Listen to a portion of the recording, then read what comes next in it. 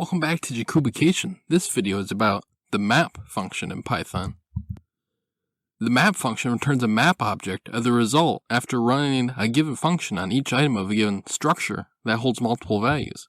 Structure could be list, tuple, set, string. Takes in a function and a structure.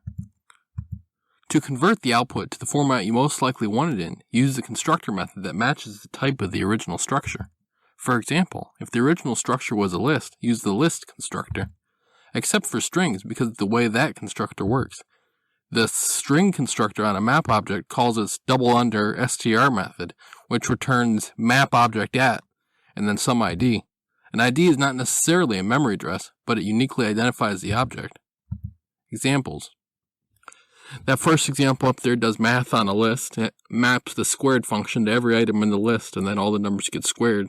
That second example manipulates a string, and it replaces every space in the string with a %20.